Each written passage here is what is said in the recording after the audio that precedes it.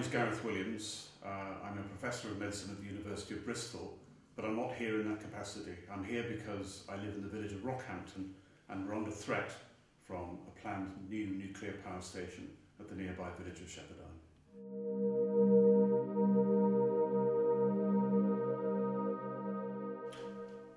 The part of the world that we live in is very beautiful.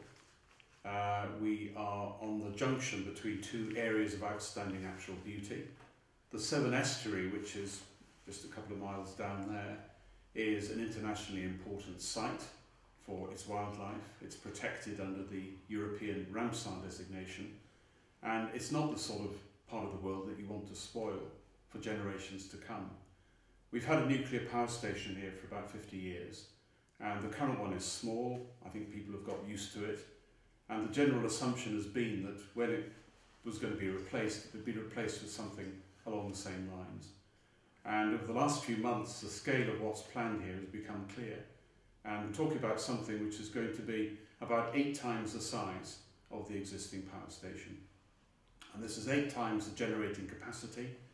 The footprint is also 8 times the size. And the vertical size of the site is something absolutely horrendous. The new nuclear power station is going to be too big to be cooled safely from the River Severn in the way that the old one was. And this means that uniquely among the 8 remaining sites planned to have a new nuclear power station in the UK, this one is going to have to be cooled using cooling towers. And the original plan was to have cooling towers that are about 600 feet high. These would be the tallest cooling towers in the whole of the UK. They're about the same height, for example, as the size of the Post Office Tower in the West End of London. And they're way higher than the tallest bit of the old Severn Road Bridge, which is our local landmark for height.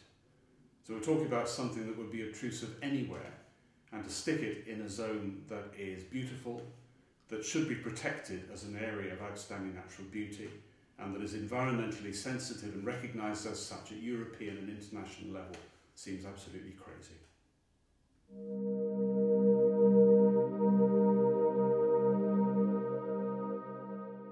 Apart from the impact on the environment, the way the thing is going to look, we're also very concerned about safety.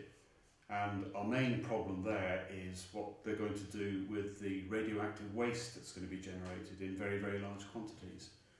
There doesn't seem to be any national policy. They're talking about a deep geological repository somewhere, but they don't know where that's going to be. We've heard that communities up at Sellafield have volunteered to store nuclear waste in the long term, but we certainly haven't volunteered to do that. We haven't been asked. And we are unconvinced that they've thought this through. We just don't see the evidence that they are aware of the safety issues around the storage of nuclear waste on this particular site.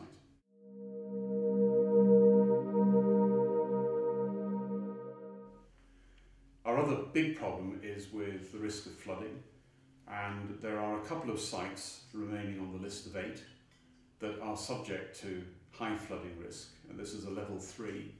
The whole of the site that they're planning at Shepherdine is within a level 3 flood zone risk area. And this just does not seem satisfactory. The government's response is that they've left Shepherdine on the site, on the list of sites, because in the absence of any other alternative, they have to look at sites that could be used and where the risk of things like flooding could be managed. And again, this is an interesting part of the world because there is a flooding risk from the river, from the tide, and that is clearly going to get worse with global warming and everything else over the lifetime, the 60 to 80 year lifetime of the planned station. But this is also an area where we can get flooded from the hills behind us because of the runoff from there. And there has been no attempt whatsoever to address that risk. They're looking at the threat coming in from the river, but they haven't bothered to look at the risk of collateral flooding, which could actually be made worse by building up big flood defences around the nuclear power station.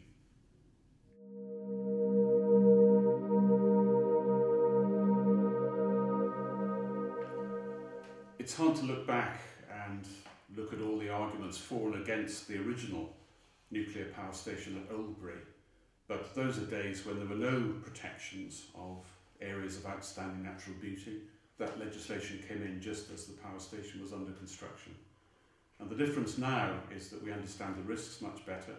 we're looking at a development that is very, very much bigger, and we look at an area that is and should continue to be protected for its beauty and for its environmental importance.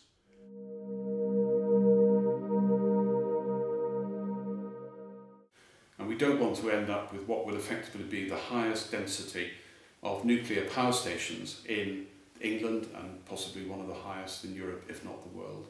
We'll have 3 nuclear power stations, 2 of them admittedly derelict but still a blot on the landscape, and 3 of them within a stretch of 4.5 miles. And that's just unacceptable for this part of the world.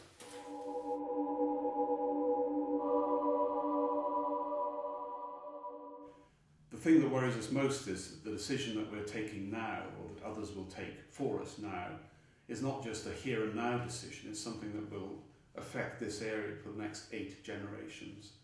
Because although the lifetime of the power station may only be 60 to 80 years, the storage of radioactive waste on this site will probably have to be for 160 years or possibly even more. So this is a very important decision for this part of the world to have inflicted upon it right now, and it's one that will have lasting consequences.